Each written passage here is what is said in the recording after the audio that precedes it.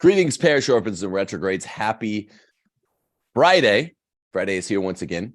And that means that Christian masculinism is here as an episode treating of something that's important to your world. It might not be something making the headlines today. In fact, we know it's not. It's something they're keeping out of the headlines.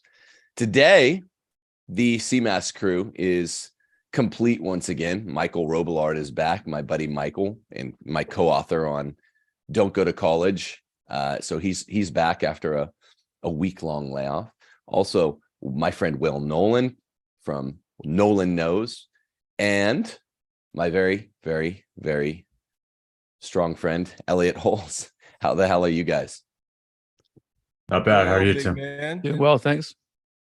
And all of you are strong dudes, by the way. I just ran out of stuff to say. So that's anyway, I wanted to talk to the parish orphans and the retrogrades about something that's not so linearly linked to even my Case for Patriarchy book, which is girls in sports. And the topic today is why would Agenda 2030, which I'm not sure, maybe you guys can help me straighten this out.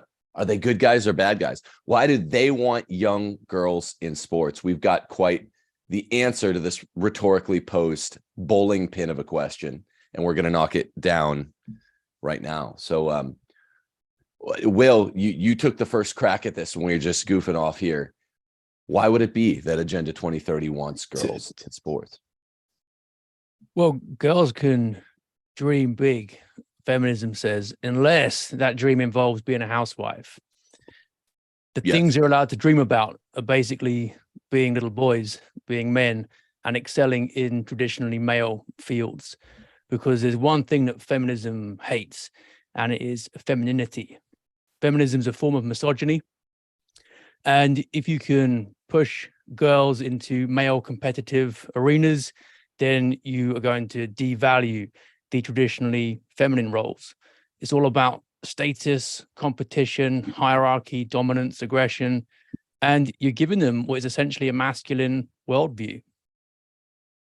Absolutely.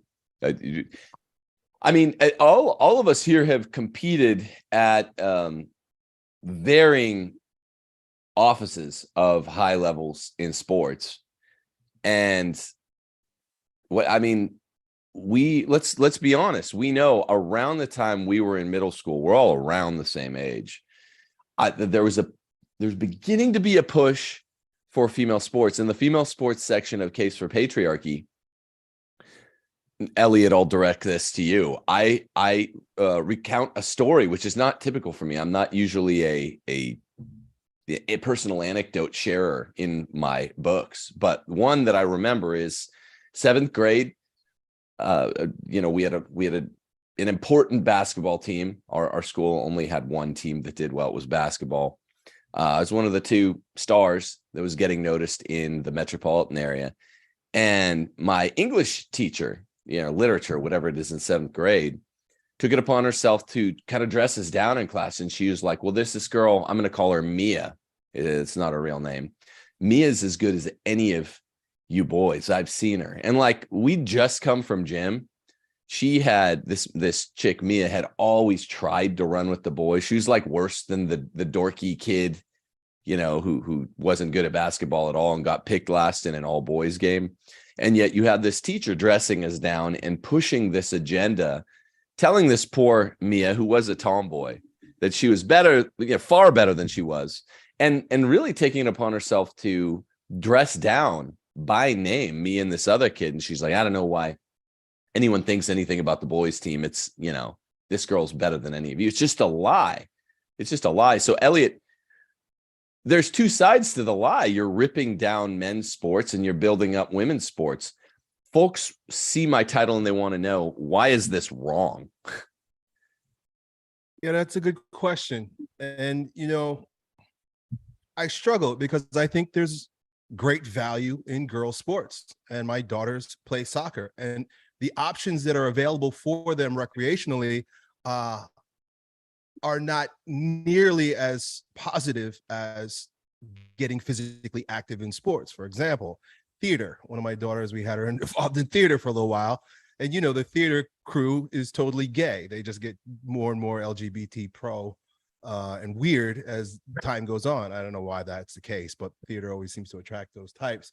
Once we got her out of that and we got her into soccer, a lot of, you know, like some of the weird ideas that she was coming home and trying to propose went away. It kind of cleared up some issues. I think personally that women's sports are amazing if you let them be what they are. Let it be what it is, which is a form of recreation and exercise and physical expression that is healthy for the female, but don't try to make it into men's sports. Don't try to have it compete with men's sports. Don't compare it to men's sports. They're totally different things, right? Why can't women's sports be a virtue in and of itself rather than it having to be a competitive or a being measured up to or compared to something that's like apples and oranges, right? Men's sports and women's sports should remain what they are. Women's sports are women's sports. Men's sports are men's sports. Why would a teacher come in and try to elevate what is a female, a girl, to the level of a athletic male? It doesn't make any sense. Mike, we've talked about this before. Our favorite, in responding partly to Elliot and partly to Will, I would say this to you. Me and you, Mike, have had a good laugh at this story on a couple occasions. Around the year 2000, there's this famous story that ESPN really tries to keep out of not only the news, but out of lore about ESPN stories in the past that backfired on them. The Serena and Venus Williams sisters, that combo, I guess they're like the greatest two female tennis players of all time, contacted a German tennis player who is ranked around 200th in the male tennis world named Karsten Brasch. I think we've talked about this story here. And they thought, hey, he's around 200. We're not being cocky. You know, he's not like number 20 in the men's tennis world. 200 seems about right. We could take this guy. And Venus played him first, then Serena. He proceeded to drink a beer, smoke a cigarette, and without warming up, he destroyed them both. And he you know, I think beat one 5-1 and the other one 5-2, or 6-1, the other one 6-2. So the very question is it actually the same thing when we talk about tennis, men's and women's? And that's kind of what Elliot's saying. And this is a very able-bodied, non-feminist answer. Well, just let women's sports be its own thing. But I mean, it's sort of a cross and equivocal. When you're talking about tennis, people will always push this question on Serena Williams. Hey, you know, aren't you the greatest of all time? She's like, I'm not even in the same sport as men's tennis, which is kind of what Elliot's saying. Right. Yeah, I mean, I think that's a clear example of that type of cover up. Can we back up for a sec though for the listeners though, because I'm thinking if we kind of hit the ground running because we know a lot about this stuff, but some folks might not be familiar with Agenda 2030 as is effectively a United Nations initiative that has a whole host of social engineering projects, and this explicitly is one of them. And it's also derivative of the UNESCO, the UN Education, Scientific, and Cultural organization of the UN that was post formation of the United Nations and run by none other than Julian Huxley, the transhumanist who wrote New Bottles for New Wine, talking about re-engineering and reimagining the human person. So that's sort of the background to a lot of this stuff.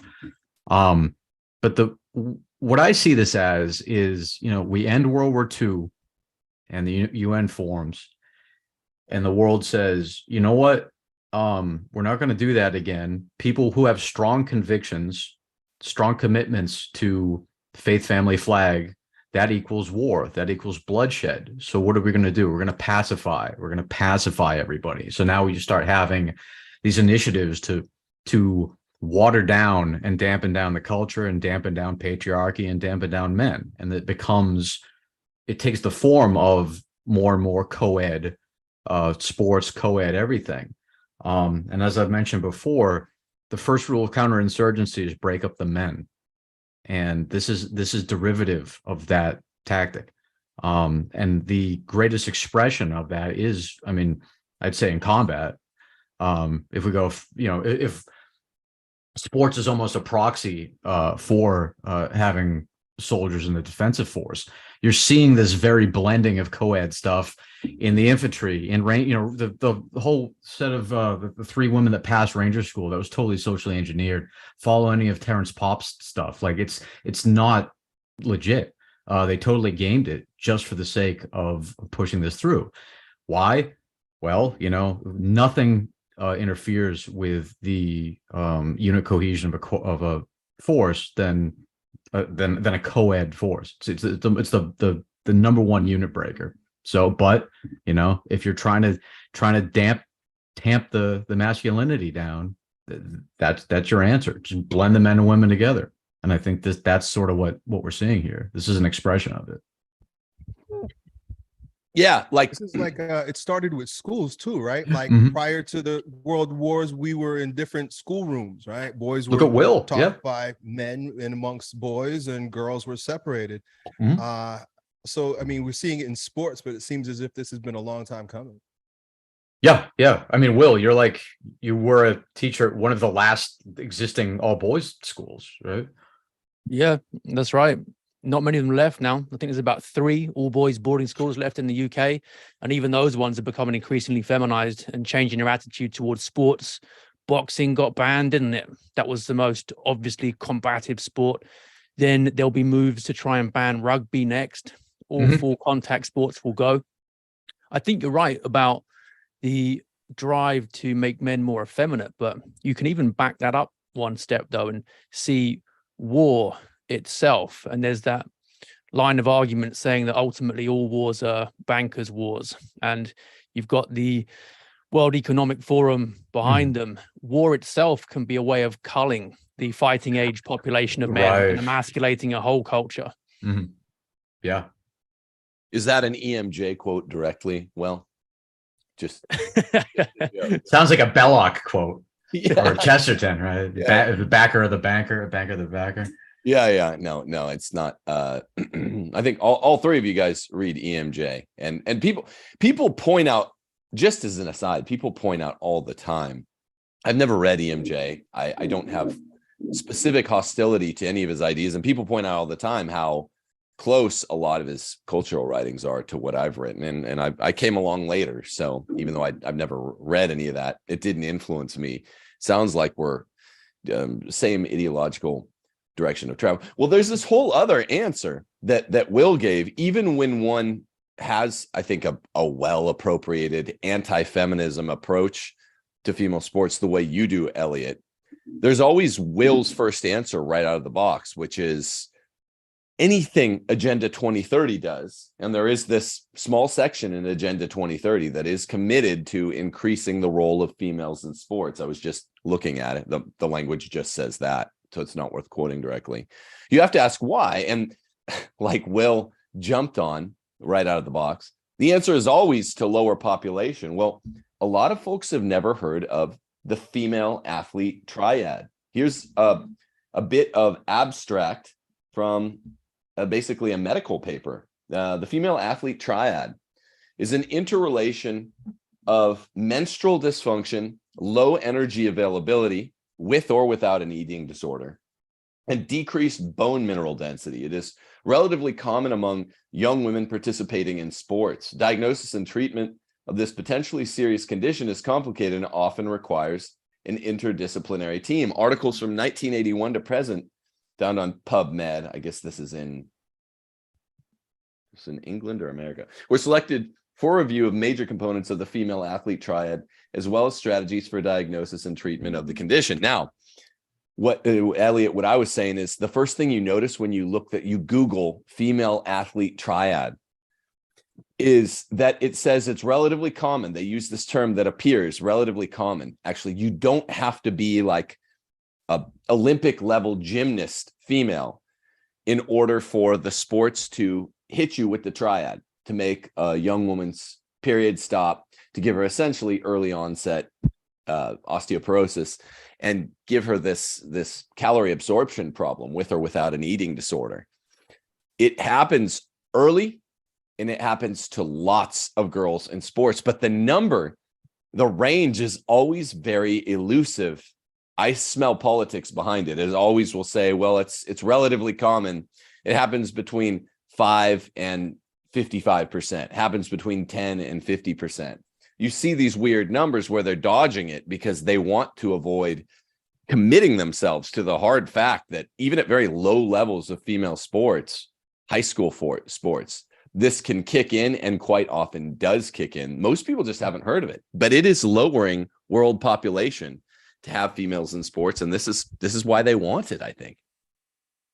I wonder how much you could relate that to how malnourished we are as a society, right? Like, of course, a woman purges of a lot of minerals and a lot of nutrition in her body every month through her period, but is she replacing that with a healthy diet full of, animal fats and protein and the things that keep you healthy and strong? Our ancestors understood that giving women ample nutrition for childbearing was at the top of their priority list. And so here we have a society of women who are taught that, well, first of all, they need to eat in such a way that their ribs are showing. Veganism is mainly adopted by women. Women have a tendency to avoid eating as much meat or more meat than men do, but eating a lot less meat than men do. But once again, even the studies of Weston A. Price showed that women of childbearing age needed to eat a lot of animal fats, a lot of butter, a lot of seafood, a lot of foods high in the minerals that they would be purging on a monthly basis. So I don't know the answer, but I would assume that a part of the reason why this triad is present is not just because these women are doing stuff. I mean, women have there was always a necessity to do stuff, whether it was to be like my mom grew up doing laundry on a rock. Like she had to beat her clothes and squeeze it out and take it out on the line. Women who had to carry water, they had to do that too in Belize. They carried water. They had to go to the well, walk miles, and then carry water back. These were physically active women. These are not women that sat around waiting to get pregnant. These are women that did stuff, but they ate well. And I'm assuming that probably that plays big into this triad issue. Yeah, I think the absorption problem, I was reading a little bit more about it last night. I'm no doctor. This isn't medical advice. It's so gay to even have to say that. But it's a problem where, because of the changed metabolic rates in females, this doesn't happen to males at all, by the way, from playing sports, which I want to talk about in a second. I think they have a hard time absorbing all different kinds of calories, healthy, unhealthy. That's my very cursory understanding of it. But there's a natural law point to be taken in here that I think is undeniable. I think I said it on one of our other shows. I think I said it to you, Will. If men get big and strong and fast, they get more fertile. They get more virile, literally Latin for manly. When women start excelling with any degree of seriousness, it hurts them. It hits them right in the productivity bone, the procreativity bone. And I think it's pretty clear that's why Agenda 2030 would want this. But isn't this a strong case for the strongest case for an sort of quia demonstration, Aristotle style quia demonstration, that the natural law is the house and the house takes? You're not going to beat it. Yeah, I think that's a good way to look at it. The only qualification I'd make there is that men too, when they push their body fat levels too low, I'm talking like stage ready bodybuilding, often end up impotent and infertile. So the message there is that even men, when they are purely focused on aesthetics and appearance rather than functional performance can damage themselves. And it's not a coincidence that you have the cult of the Adonis and the body beautiful among gay culture, so much more so than among straight men. Most guys just want to go and lift, have some fun, play some sports, and beat each other. They're not obsessing about getting 4.9% body fat and fake tanned. When you do that, then it harms your masculinity. So that's the one caveat I'd add in. And Elliot's point about these women being strong, having to carry water, etc. We're not saying that we don't think women should be physically fit. It's really important, especially for pregnancy, for women to have their bodies in good shape. My wife's been pretty much constantly pregnant for the last 15 years. And one time the doctor said that she might end up on crutches because of her ligaments in her hips. And we thought, what can we do about this? And then she started doing some resistance training, just some mild weights, and then it helped.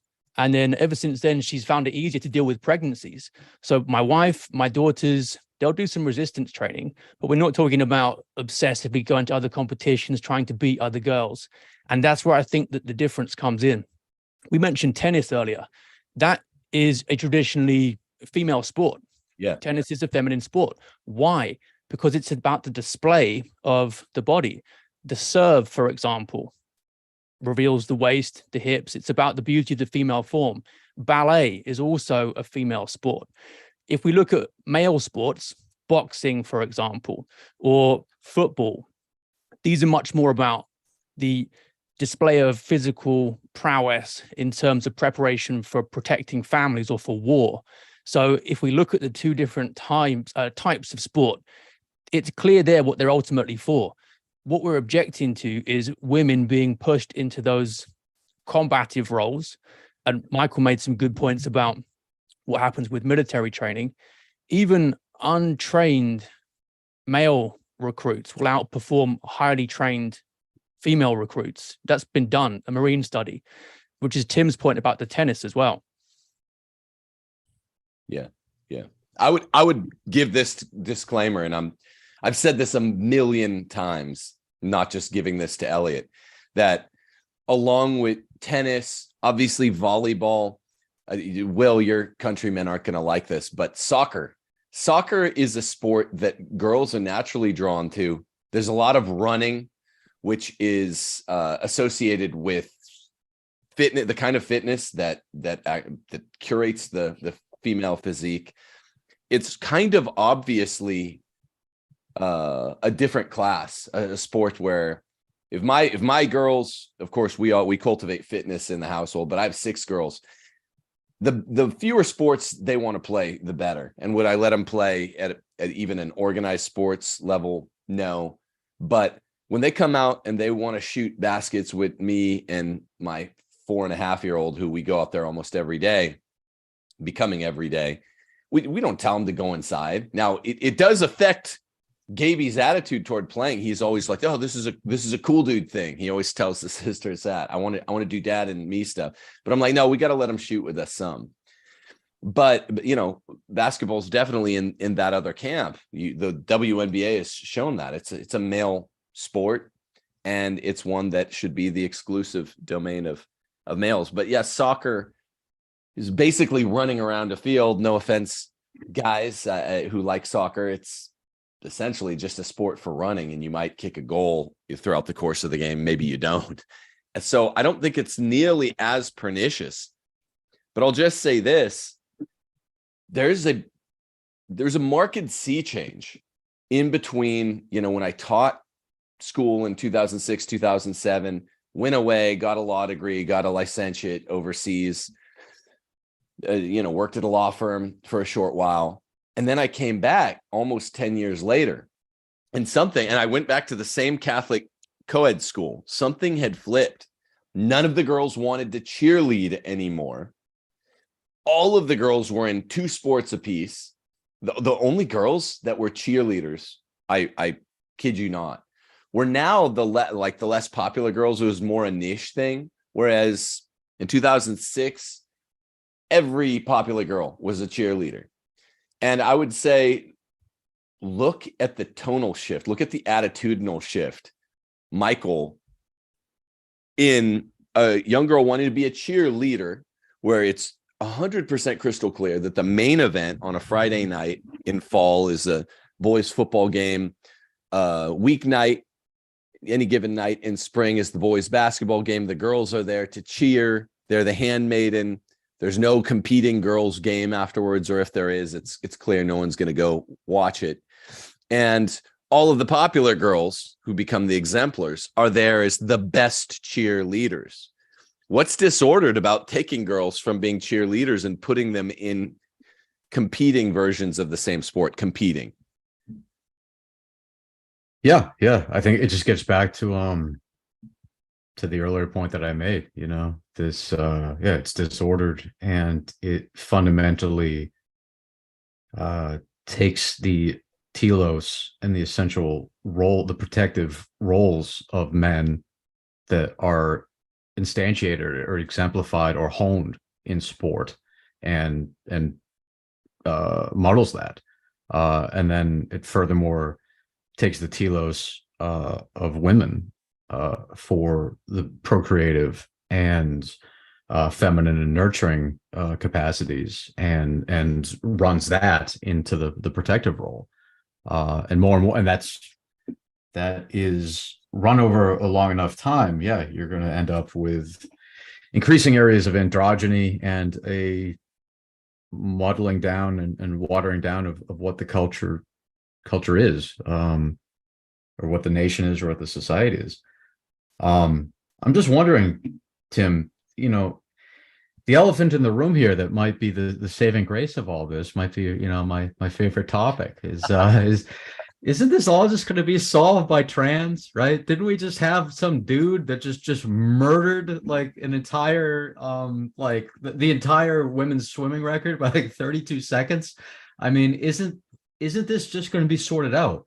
You run the game long enough, in 5 years there's not going to be women's sports. It's just going to be men's sports, and then disordered, like men that call themselves women's sports, and there won't be female sports. So we just have to let trans run its course, and then we're going to watch A team and B team. That's the trajectory that we're on. So maybe this is a non-issue.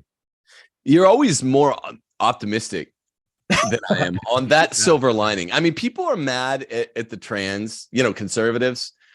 And what kills me, there are two issues buried in this, and I want to take it to issue A, the closer one to answering the call of your question, Mike. But I do want to not forget about B. There's the answer that I don't know why conservatives are sticking up for female sports over trans. I'm like, no, here, look, I don't like trans. I don't like the feminists. But the pony to pick here is no, go with trans sports. If you guys are if the big claim is an egalitarian one, that men and women can do the same things, anything you can do, I can do better, then let's have it out. Then the leftists, if they were intellectually honest, which they're not, should be all for female sports. So my response to your question specifically is, well, they're leftists, they lie, they're not honest. Mm-hmm. We already had A team and B team the second tomboys jumped into sports and were starting to try to play. So that's what I'd say to the leftists. They're not going to admit that it's A team, B team any more than they did when girls started getting into sports sometime this century. I don't think it forces them to admit anything that they don't want to admit. They just censor, try to actually keep some of the men out of drag and in female sports. To me, the side question that I mentioned, the second one, is why do conservatives side with the feminists over the trans on this one issue? Seems obvious that if you're interested in the natural law at all, you should do both. But no, I don't think it's going to solve it.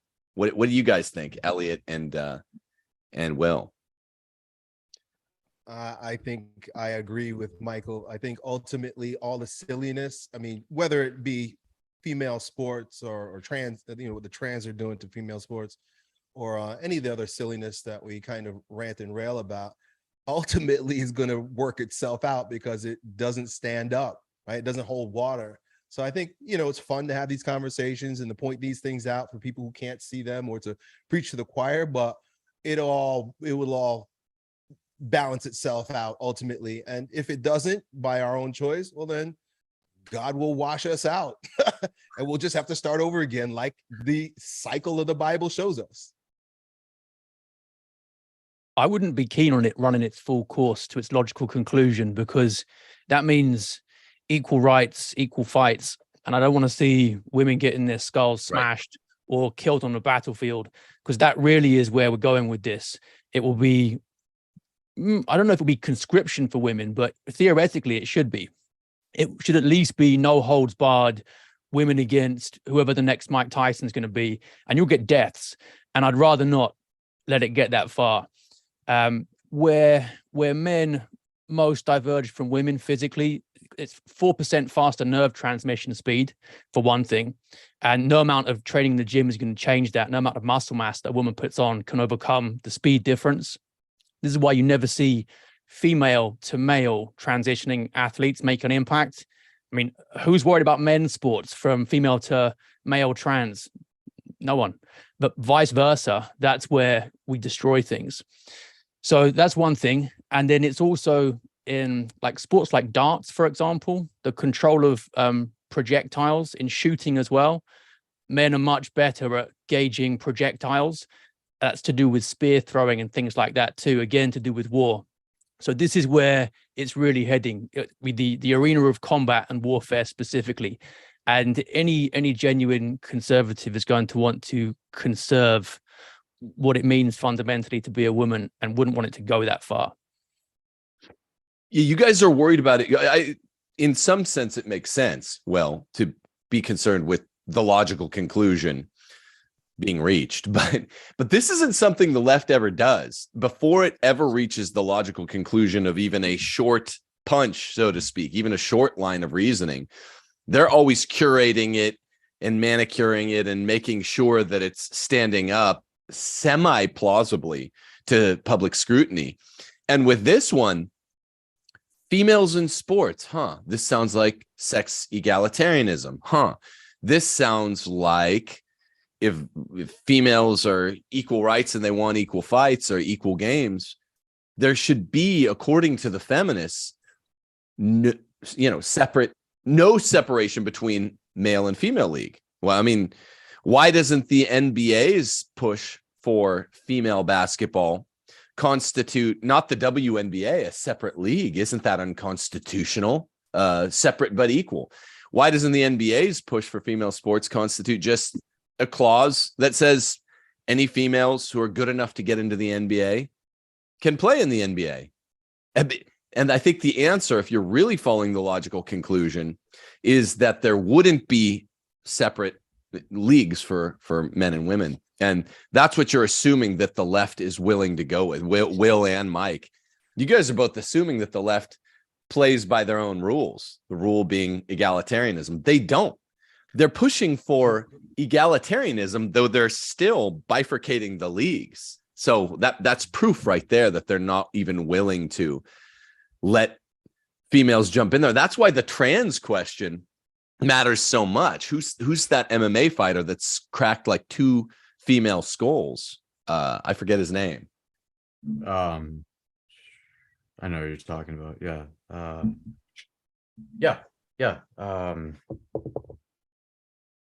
There's been 2 cracked skulls in the history of MMA. One was the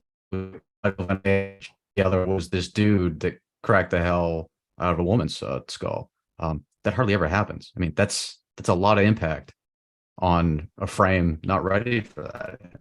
A woman who steps in the ring in that capacity is an idiot as well, right? So, like, we could blame the left, we could blame these guys that are doing it, but why don't women rebel against it? Why would you step in the room with that? Why wouldn't you say no? Why don't they opt out and say, no, we won't stand up for this? Rather, get in the ring and risk your life. You're dumb. So I don't want to be a jerk, but you kind of deserved it, right? Like, what are you trying to prove by getting in the ring? That if you beat this guy, that you somehow are of, greater value to the sport? No, you're just feeding into ridiculousness and putting your life on the line. Don't do it. that graph that's been going around. It's like fuck around, find out, and they fuck around and they find out, and that's what happened. Fallon Fox, his name. Fallon Fox. I just found Fallon. Closely related terminologically to phallus Fox, which maybe he meant it that way. You can't escape nature, phallus. Yeah, Fallon. Yeah. She did find out. And but I mean, like Will's saying, that's not what any of us want, because all of us are masculine dudes who don't want to see a girl, even a dumb girl, who jumps in the ring with a gender dysphoric man who's going to harm her, and did harm two separate skulls, I believe he cracked. And that's the whole point. The irony that we're running over and over and over again and then hitting cycle again is this bizarre phenomenon where men who are not feminists, who have half a brain, are like, no, we don't want females to get hurt. Yeah, stay fit, do a little running thing, do a cardiovascular program, do it every day. Your cardiologist says do it every day. Don't even take one day off. Females, I mean, there's a big fitness section in Steph's book, Ask Your Husband. It's really important to inculcate fitness in your young girls, but it's a radically different regime. It's a radically different program that they ought to be running for themselves daily. So men are like, no, stay out of female sports. Don't listen to Agenda 2030. Don't listen to your coaches at high school. Go do something active, and by its telos, by its definition, effeminate, like cheerlead, get some cardio in, and be a rooter for the boys team, which should be the only team. And, therefore you stay out of the way of those big tackles in the football game on Friday nights. You stay out of the way of those big left hooks, if you're talking about, boxing or MMA. And of course the female's like, no, we want to do it. And but they say, because they don't follow it through, but we want to do it in our own leagues, which is inconsistent in ways we talked about. But then you got the gender dysphorics jumping the fences and going and beating the hell out of them in their own league. And we're like, this is contradiction within contradiction within contradiction. Right. As a symptom of a cultural crisis more broadly, this has played out in history before as well. In falling Rome, the female gladiators fighting male dwarves, and Nero making the senators' wives fight each other. It's something that shows a spiritual sickness in a culture. There's a great line from Fulton Sheen. He says, to a great extent, the level of any civilization is the level of its womanhood. When a man loves a woman, he has to become worthy of her. The higher her virtue, the more noble her character. The more devoted she is to truth, justice, goodness, the more a man has to aspire to be worthy of her. The history of civilization could actually be written in terms of the level of its women. And what we've seen from the sexual revolution onwards is basically a drive to turn women into skanks and then reduce men to the level of man boys who play video games and fornicate with them. And then you've got basically both sexes done in one fell swoop. And now men are happy to sit there and watch women smash each other up and bleed. And that's the opposite of what a man should be doing, which is chivalry.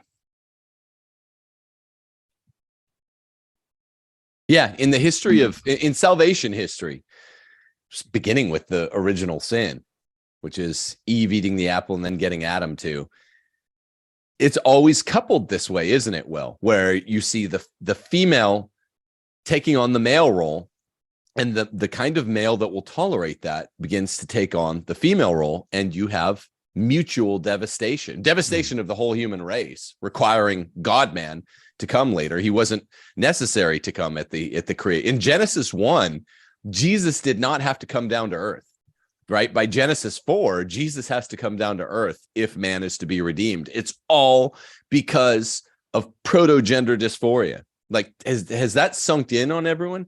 Girls wanting to do male things like play sports and be the protectors and be the ones to interact with your garden serpents. and males allowing that and thereby becoming cucked to the serpents and the other female athletes and all of the other enablers of this program of gender dysphoria, that brought ruin on all of mankind. And it brings ruin, like Fulton Sheen's saying, to each endemic culture that occasions it. Yeah, male and female, he created them. Trans is an assault on God's creation, ultimately, and on natural law. And it's an inverted culture where man tries to play God. You created me male? No, you didn't. I'm female now, just by my instant fiat. Yeah, and I think this goes also back to, as we've all talked about at length, the movement from an Aristotelian worldview to a modernist worldview, where the anthropology of the human male and the human female is stripped of telos. So then you're just stuck with, there's just a bunch of tabula rasa, atomized individuals with equal rights, and there's no further distinction. And so, you know, run that experiment long enough, and you end up where Will just explained. By fiat, you can just author your own essence. Turns out you can't, but we've been going against the grain of God's law for quite a while now, and this is the apex. To what extent is it a blindness caused by a technological culture, though? Because if you go pre-industrial revolution and people are doing more manual labor, it's a daily reminder of the fact that women can't do the same tasks that men can. But now, if they're all just locked away in office pods, not having to work with their bodies much, you can see how someone might delude himself into thinking that there are no real big differences. If we want to play sport, fine. There's no male arena, no female arena. It's not like in Germany during the war when there was starvation because the women weren't working the fields well enough when the men were fighting. It's not like the same thing in Russia, in China during the Great Leap Forward. These are times where it was made clear that women can't do manual labor, hard labor in the same way that men can. But I think we've lost touch with that. There's no essentially male job now, apart from maybe something like deep sea fishing, some mining as well, forestry, logging. Those make it clear, but what other jobs do? Also, Hollywood does a great job of deluding women and men with all these superheroes, right? Like, in every movie you watch, you've got this skinny, fat teenage chick whipping the guy's butts. Like, she's like, I remember watching, and this was way before I was kind of awoken to a lot of this stuff. I remember the movie, I took my kids to go watch Wonder Woman. I don't know, it was maybe like 10 years ago. And I just marveled at the fact that, like, this woman doesn't even look like she's in shape. She's just a skinny fat chick who's literally kicking the butts of like these giant, big, strong, beastly men. I'm like, this is ridiculous. And then I just started racking my mind and thinking about like how, I mean, Katniss Everdeen, like all the heroes in these movies now, I think they're coming out with a Wakanda movie now, where it's like the women are all warriors. It's so ridiculous, but it makes these girls, I remember me and my daughters, like I would have to talk to them about it too. They would start thinking like, oh, maybe that's true. Maybe I could do that too. Maybe that's available for women, but it's not. And it's so silly. Yeah, dear friends from my past, dear friends that I haven't talked to about the madness of the world of the last 5 to 10 years. When we catch up, it's along the lines of how's your family, here's my family, that are not in the least bit feminist, these are manly men raising their daughters. I have 2 friends that I've recently caught up with, and this topic comes up, and it's like, I don't launch all the way into it because one can very easily understand the perspective of having your daughter in like karate. It's errant, but it's easy. It's just like, hey, there's, crazy rapists out there. Learn to protect yourself is the errant thinking. They don't know what the female athlete triad is. They don't know that, the best thing you can do. Well, maybe they couple this with the best thing that a young woman can do. She actually has to live alone, which is CCW, concealed carry permit. But it sounds healthy, and it's a way of keeping fit. It's better than sitting on your butt after school. So it sounds like an attractive nuisance to me. I don't know about you guys. Like, get your daughter in Taekwondo. She'll protect herself from rapists. On the movies, after all, skinny fat chicks are kicking giant muscly dudes through walls. It looks really easy. And she's getting her heart rate high enough to burn some calories for 45 minutes. What's wrong with that? Well, what's wrong with it is the entire attitude. And this is always hard to tell old friends that you're just talking to now. I sound hyper political, but it's just the natural law reminding us men and women were created different by God. Even tough looking women, and I say that in a highly bracketed way, even slightly tougher looking women lack the body chemistry to kick a man down, let alone through a wall. And yet this is all you see. If you turn on Disney Channel or kids cartoons, whatever would be the equivalent of the after school cartoon, it's all female leads, which is a problem. I mentioned that with the difference between who's the cheerleader.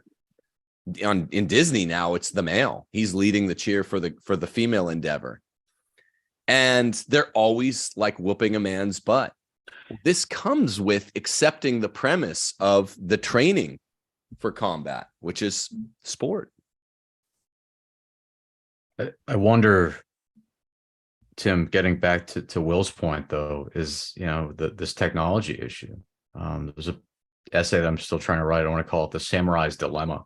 So you can imagine the samurai has his sword and he's an expert at using that. And all of the arete and the training and the discipline and all the masculine virtues that go into being a samurai.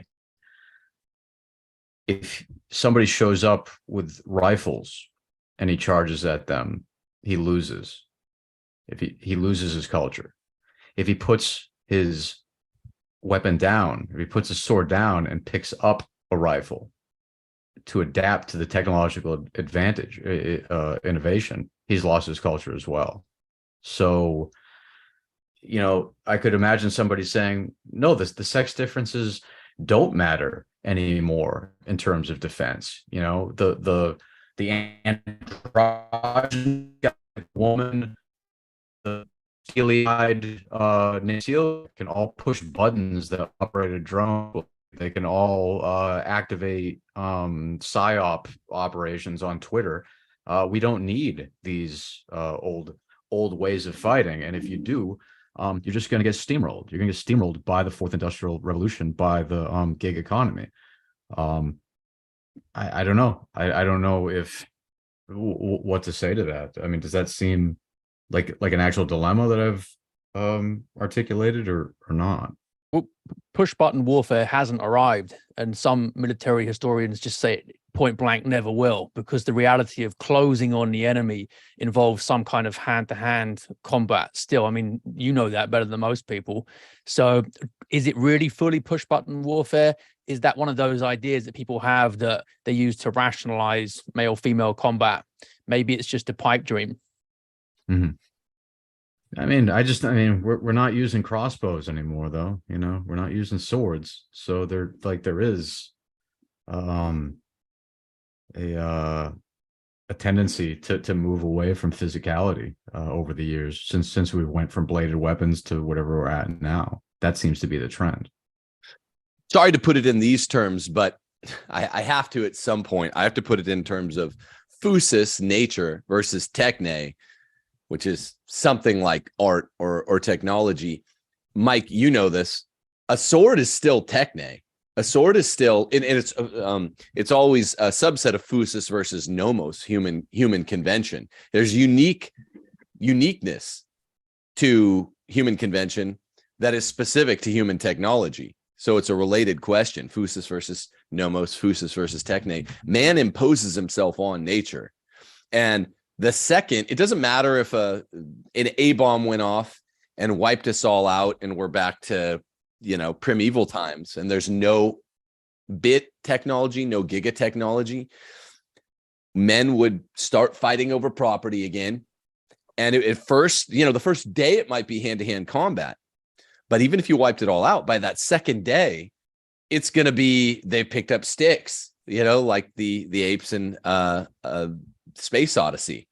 They're using rocks. They're using swords. The technology, as it becomes more elegant, it surrogates from more of the functions of physical activity, right? So a sword we think of as non-technology. You painted a little continuum there: sword, crossbow, rifle. You say non-rifled gun, like a musket or something, or muzzle loader, rifle, machine gun. Then you get into auto. Then you were getting into all kinds of new stuff that the military's developed that they don't even let us see. It's all technology. It's just the more and more nuanced the technology becomes, the less space for the greater the mechanical advantage is, and the less space for human physicality there is. So is it a dilemma? I guess, but I mean, I don't know. I'm not a samurai. This sounds like one of these things they'd say on one of these shows where a guy just comes in and is like, well, I'm not a samurai, so it's not a problem for me.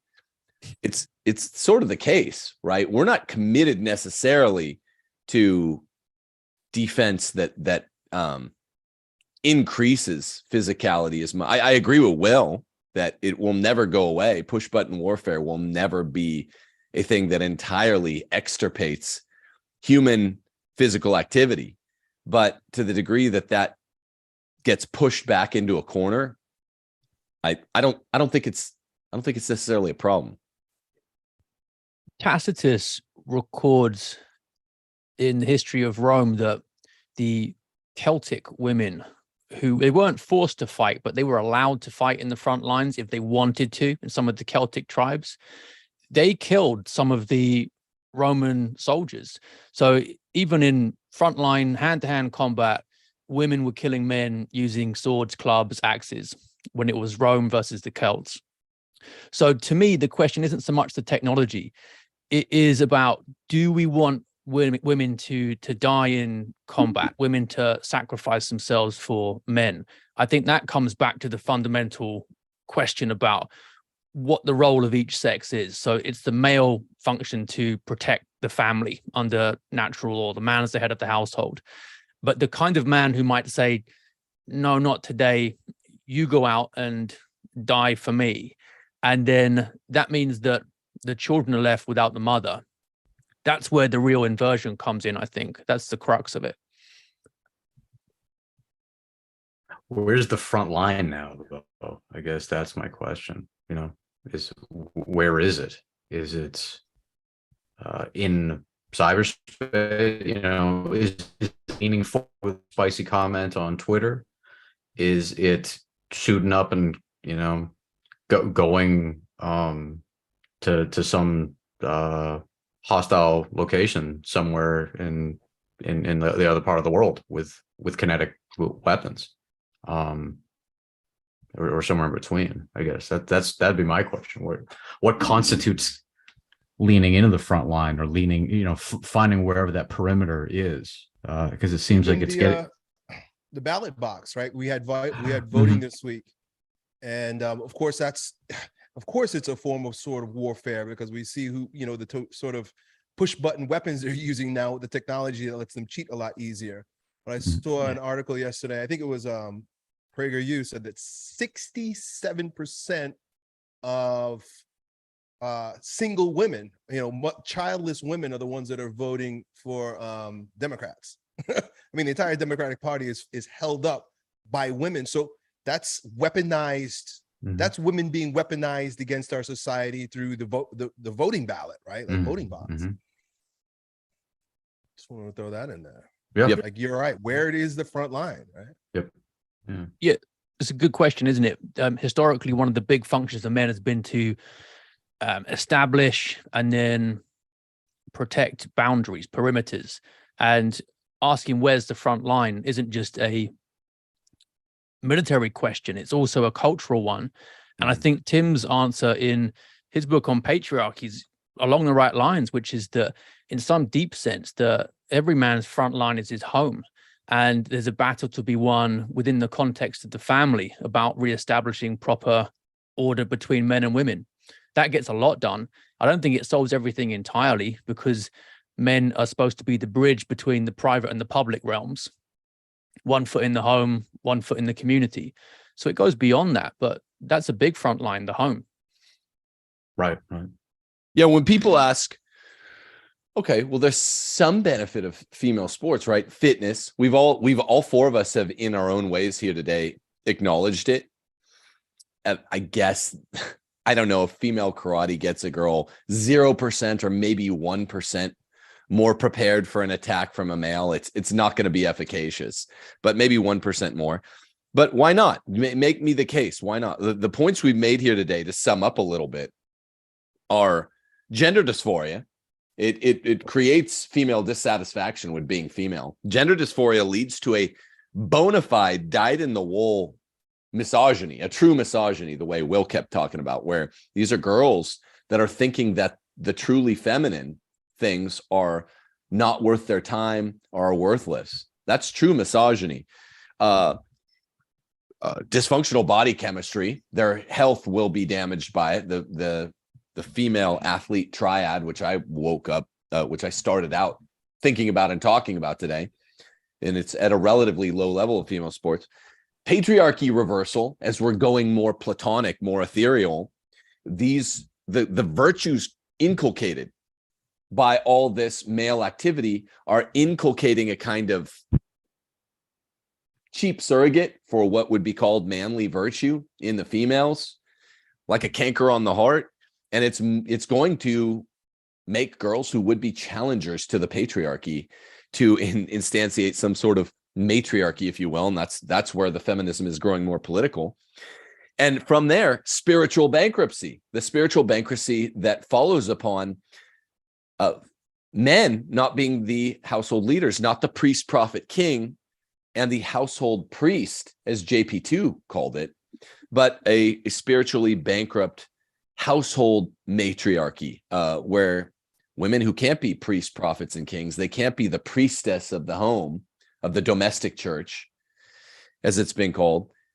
They just will have none. They will have no patriarch, but the matriarchy isn't a thing. Women aren't capable of being clerical priests or household priests. So those are at least 5 good reasons, by my count, that we in our own way have contributed today: gender dysphoria, body chemistry, patriarchy reversal, spiritual bankruptcy, and a dyed-in-the-wool misogyny that's being inculcated in female athletes. And I guess you could add in a 6th, that once a female is so utterly deluded as to think she could be a great basketball or football player, she might think that she can be a great MMA fighter, and after that, a soldier, which seems to be Michael's concern. It's unbelievable, isn't it? Clown world. It's clown world. It's clown world. I'm not trying to call anybody out here, but I'll just say, I think it was Cernovich did 2 tweets in a row some Friday night when I forget what MMA fight, what headliner was, but there was like a co-main event that was a couple of chicks fighting each other. And Cernovich made an anti-sports ball tweet the way he does, denigrating any sports with balls in them, as if those can't, in their own way, play a role in the formation of men for military, which they do, absolutely. Basketball, football, advancing the flag upfield. And at the same time, then he said something affirmative, or better than neutral, about the co-main event female fight. And I was like, dude, I normally agree with you. What's going on here when men act like cheerleaders for not just female sports? That's disgusting enough, but the combat female sports. Will, you keep coming back to this. Isn't this the height of perversion that you saw right before the collapse of the Roman Empire? Yeah, it's a culture that's willing to see women die for entertainment. And that's tragic, isn't it? That's the ultimate form of disrespecting the female body and its gift of being able to generate new life. Just watch it die for entertainment. And it's no coincidence that the same forces promoting LGBTQ, which of course contributes to population reduction because only heterosexuals can procreate. Controversial to say that, I know, but it's true. The same forces promoting that are also pushing women in sports with the effect of lowering fertility. So the two things dovetail. Yeah. I mean, it's the answer to the titular question of this episode of our Christian Catholic masculinism subset shows, right? It's the answer to the question, why does Agenda 2030 push females in sports? Well, to lower the world population. It's always an easy answer with this group of evil Luciferians who run the world. This is always the answer. Mm-hmm. But I mean, if you get a bunch of people caught up in it that you probably, I don't know what they would say. I mean, like, this is the closing note. I want to get each of your guys' take on it. What, like, I remember Kobe Bryant, who's no saint, but he was a Catholic that at the end of his life I saw him at church one time when I was in law school in San Diego. He was just there to worship the Eucharist, body, blood, soul, and divinity of our Savior, just like the rest of us. And, you know, you hope that he was living out the creed. But man, his work at the end of his life, even when you see these Kobe, the nostalgic, sad Kobe films, you know, there are a lot of them since he died.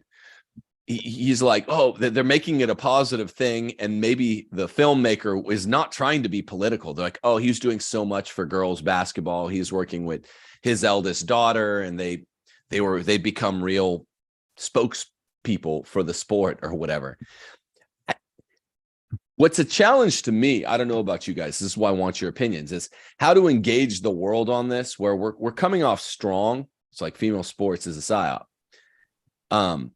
But without like alienating people that, like, I don't think Kobe Bryant knew that this was a UN UNESCO psyop to like kill people in the world or lower the world population by 40% by, 7 years from now. Yeah, that's what it is. But how do you deliver that message to folks? I guess doing podcasts like this is the answer. How do you deliver that message to ordinary folks that are, compared against their former lives, if we look at Kobe, spending a bunch of time with his daughter playing basketball and teaching others to play basketball is a lot better than running around laying pipe, which is what he was doing before. So I struggle with the transmission of, if I'm just being fully honest, with the transmission of that message to normies that don't understand what's really going on behind the curtain. How do you think we should do that in a way that's not completely alienating?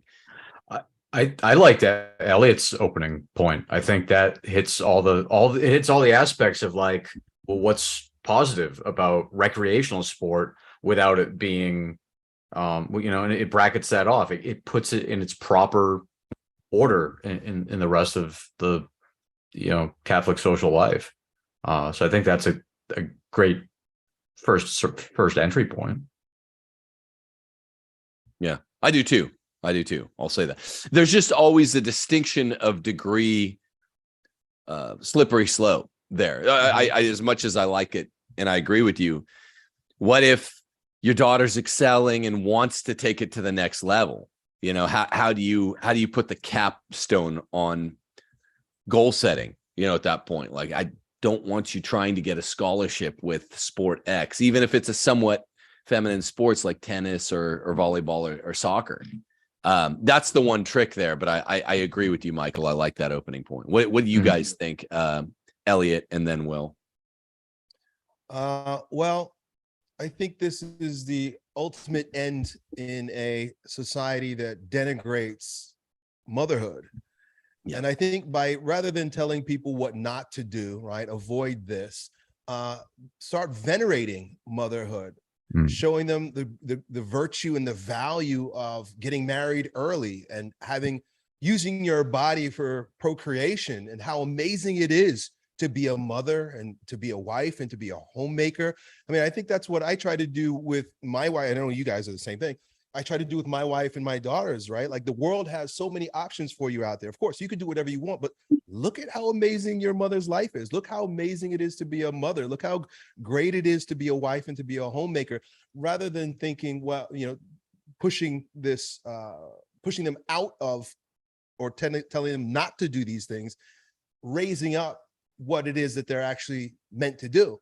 And I think throwing in, I was just enlightened by your sharing this triad, right? So this was huge, just giving people facts, right? Like that's one of the, my daughters they play sports, but they're also very much inclined towards living a traditional life. At least that's what they tell me. But sometimes we have to talk about it, but why? And, you know, and they wrestle too, because it's what the home values are versus what the world values are. And just having this piece of information, these facts about the female triad, just gives ample ammo to what we already know to be right and true. So those are my two things. Just show the virtue and the value of doing and being all that God created you be as a woman, and not seeing that as a weakness, as a strength, in fact. And then just the facts, the pure facts about, well, what it is if you take the alternative, right? Or just even facts are cool, but really measuring up against the contrast. Go look at these women now she's having this problem, or look at family members, now she's having this problem. Look at these people in your life, look at your friends' parents, now they're having that problem. Now if you want to have that problem, you want to have that issue, that challenge in your life, well, then you can do the things that they did, right? But if you want to have a nice life, want to have a good life, then do what I tell you to do. Well, before you answer, I just, if it's okay with you guys, could I add something really fast to what Elliot just said? Something bizarrely specific. How do you inculcate the virtue of wanting to be a mother? You know, something beautiful. Okay, yeah, you get your fitness in. You can run around with the boys for 15 minutes out front, but then come in with mommy and learn to be a mommy. Baking shows. The baking shows on TV it's like oddly specific for me. They draw you in. And literally as we transitioned from season to season, summer to fall, we got back from a big RV trip, and we were sick of eating out. You know, you have to eat out when you're on the road. And we were like, we're going to get home, and Steph and my second eldest daughter, who's almost 12, we're like, we want to do scratch recipes. And so we've been watching baking shows, the Great British Baking Show.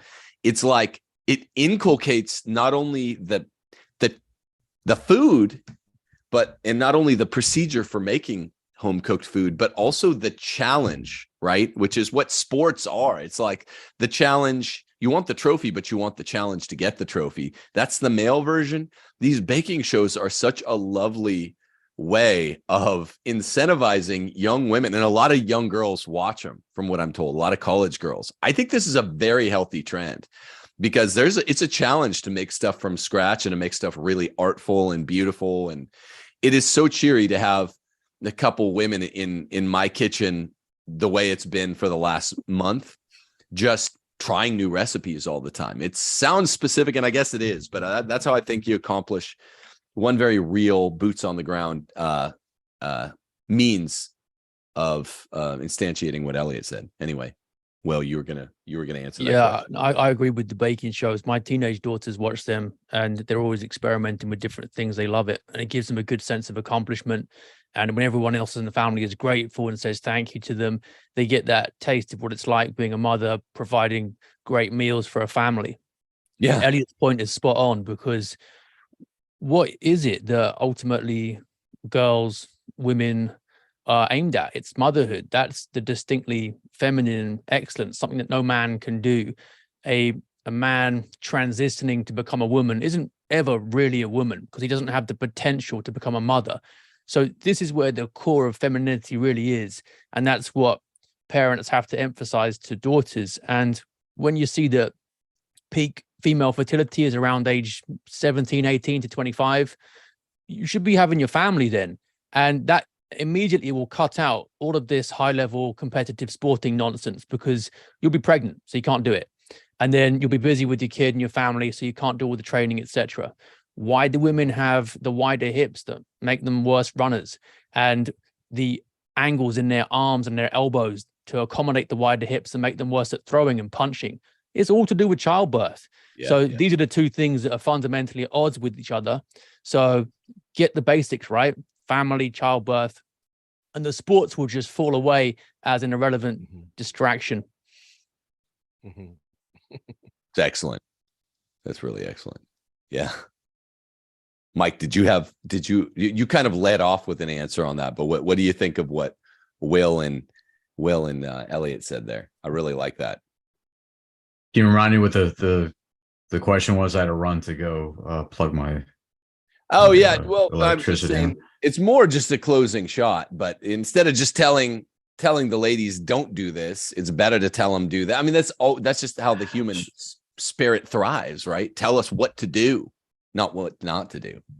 So my instinct is to approach it from the other direction, right? Rather than telling women to do a particular thing in this domain, I would say to the men to really lean into physical culture and crowd out the women that are entering into it, right? So this is, if men collectively just started becoming much more physical. I mean, this will be its own podcast thread that I want to get into in depth.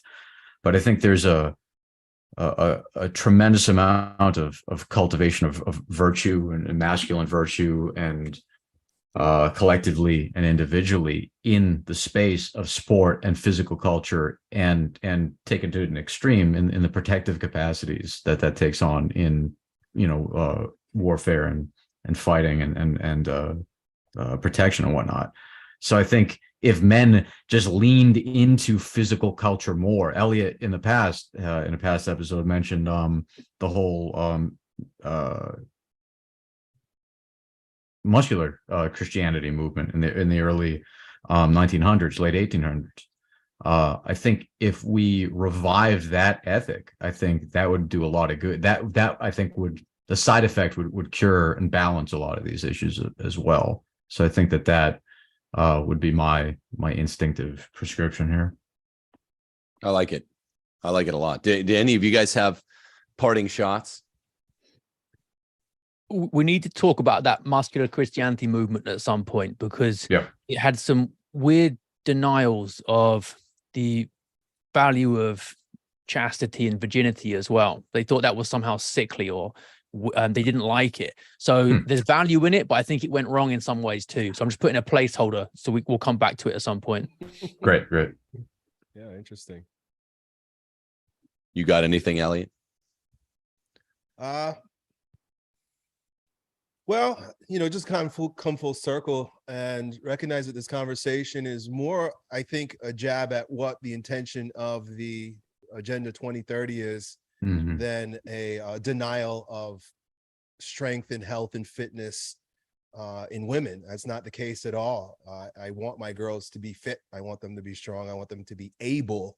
But this idea that they need to compete with men and excel in sports, I was enlightened to discover is a depopulation agenda. And so that it was very enlightening and helpful for me listening to you guys talk during today's show.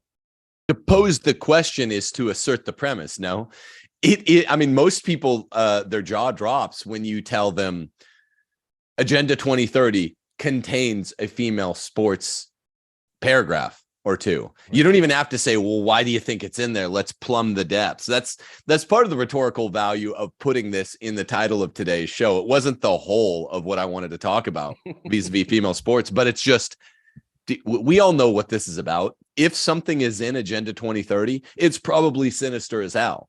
And so to be like, well, what do you guys think this means is my attempt at Socratic rhetoric. And I hope it's hit home, because a lot of people in the comments have been like, what, this is a thing? I mean, who knows this?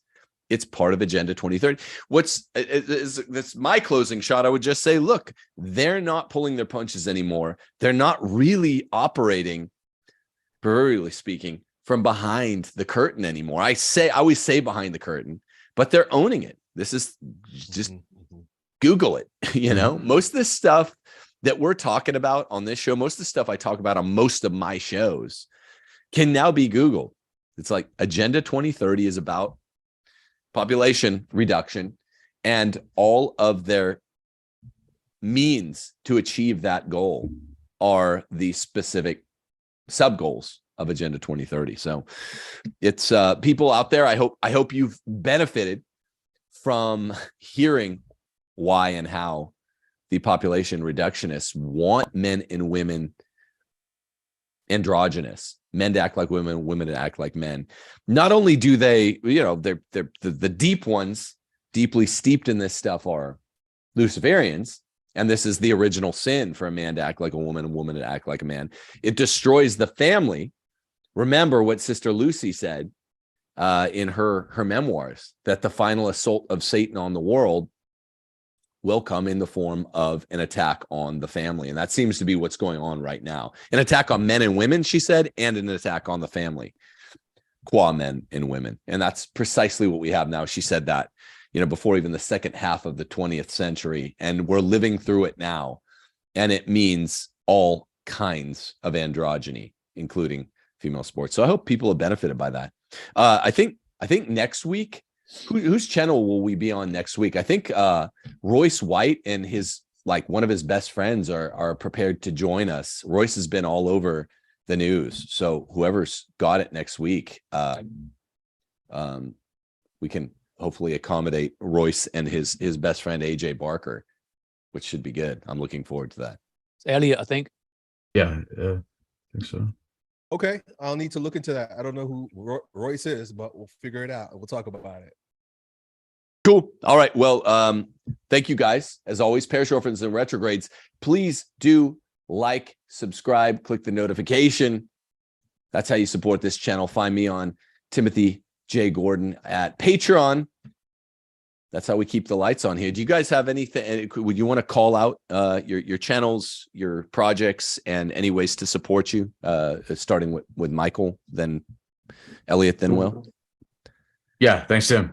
So Dr. Michael Robillard, you can find me on Twitter. It's Robillard DR. You can also find my and Tim's book, Don't Go to College, on Regnery Press. I also have a book called Outsourcing Duty on Oxford University Press about civil military relations. That being said, happy Veterans Day to everybody. And yeah, that's all I got. I'll go. Elliot Hulse, 2 L's, 2 T's, and Google me if you want to find out. If anything I say sounds interesting to you, I'm on YouTube. Also, Strength Camp, also on Instagram. And yeah, that's it. That's all. You can get me on YouTube, Nolan Knows, and the same on Substack, which is the best place to get me on. God bless, guys. God bless you all, Parish Orphans and Retrogrades. Have a great weekend. Thanks, Tim. Peace. Thanks, Tim. Thanks. Later.